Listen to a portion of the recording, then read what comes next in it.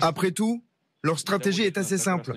Ils nous poussent à nos lignes rouges, derrière lesquelles nous ne pouvons plus nous replier. Donc nous commençons à répondre. Et après, ils font peur à leur population. Ils l'ont fait dans le passé avec les soviétiques et maintenant avec la menace russe. Voilà un discours face aux principaux cadres de son ministère de la Défense. Jérôme Garraud, vous êtes notre correspondant en Russie. Que faut-il retenir de ce long discours de Vladimir Poutine ?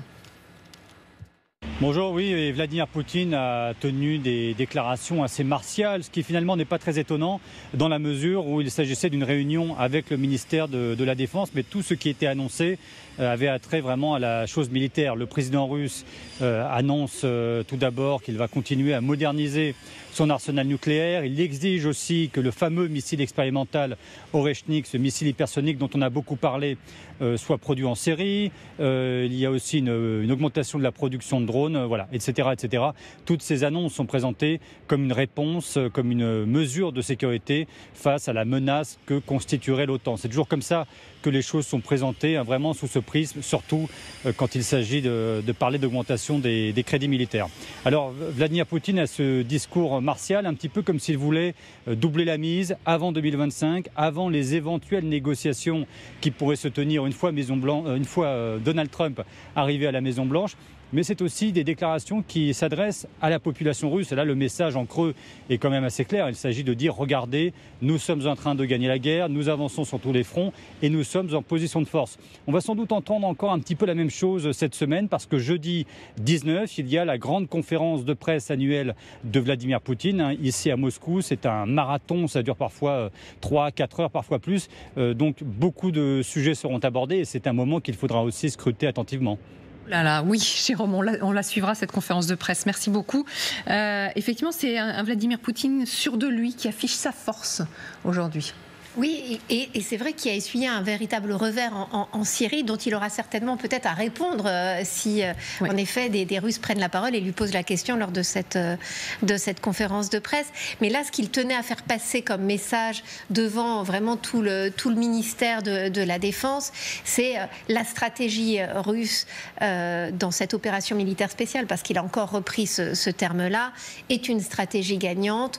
Nous sommes à l'offensive sur toute la ligne de front.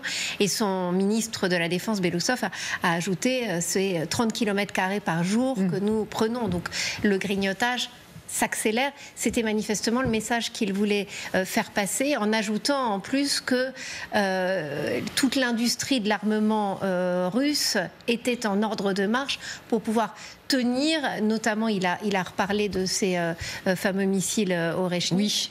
Pour à nouveau menacer les Occidentaux, mais d'une certaine manière aussi pour rassurer aussi la population russe, hein, et pour lui dire que, encore une fois, les Russes étaient en train de l'emporter sur ce terrain, avec vraiment cette idée de toute manière de course contre la montre, comme le disait Jérôme Garraud, avant l'échéance du 20 janvier et l'arrivée de Donald Trump. Exactement, gagner le maximum de terrain en attendant, et il affirme que la Russie a conquis 189 localités ukrainiennes, donc dans cette année 2024, que la Russie est à l'offensive partout sur le front. Effectivement, elle n'a jamais été aussi, vite sur le terrain. Elle n'a jamais autant conquis de territoire. Oui, il faut relativiser quand même, parce que c'est non négligeable, hein, mais c'est quand même pas. Ils sont passés de 18 à peut-être 20% du territoire, donc c'est non négligeable, mais c'est le différentiel. Ce qui est assez surprenant, c'est qu'au bout de 2 ans, le différentiel entre l'armée russe et l'armée ukrainienne n'est pas si important que ça. Il y a l'avantage des Russes depuis 1 an, mais pas suffisant pour emporter véritablement pour gagner la totalité des oblasts qui sont revendiqués par la Fédération au titre des décisions de 2022. Pour vous, c'est opération impossible? Jusqu'au 20 janvier, il reste un peu plus d'1 mois. Oui, non, les lignes vont changer un peu, mais pas de manière considérable, parce que l'armée russe n'arrive pas véritablement à enfoncer l'armée ukrainienne, qui, avec l'aide américaine et occidentale, arrive à assurer un freinage dans d'assez bonnes conditions et évite la perte de territoire importante.